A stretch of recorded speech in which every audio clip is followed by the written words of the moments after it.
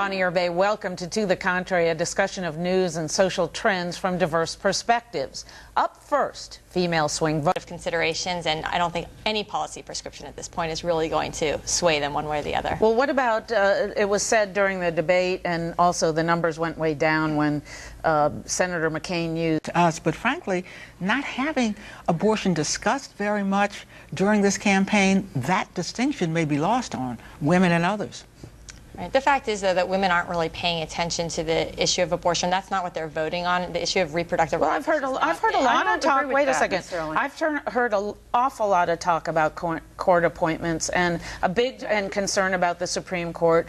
And the case most often mentioned is Roe v. Wade, because it was decided by 7-2 and it's now 5-4 and right. Switching. I just think at this point, the women, like men, are voting on larger issues. The economic issues are at the top of the ticket, and I think that abortion has been shown to be at the very bottom of the ticket. Excuse me.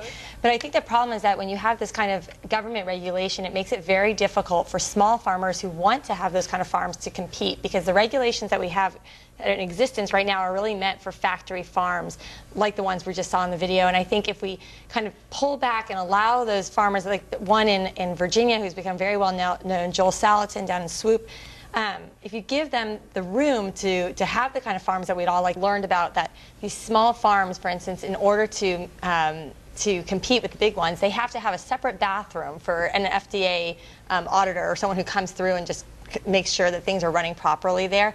Well, for a small farm to have a separate bathroom, this is not a huge, it's not a huge enterprise. These are kind of burdensome regulations that are just limiting. When John McArdle was the president there, and I think that there was a definite culture of secrecy there because people felt that they couldn't go out, and I think that transparency is always a better policy than policing. So I'm a mother, and I just don't buy that argument. I think that there's something to be said that we've extended adolescence to much beyond the 19 sort of bookend there, and I think that something about saying, look, you're an adult earlier, and everything that comes with that, both privileges, responsibilities, and consequences, being brought on a little earlier isn't such a bad thing. Well, and to what Megan said about the law, I mean, I think that's important. But look, you have to enforce the law if people are going to respect it, and I don't think we currently do that. Enforce the law here. We're out of time. That's it for this edition of To the Contrary. Next week, Latinas and retirement.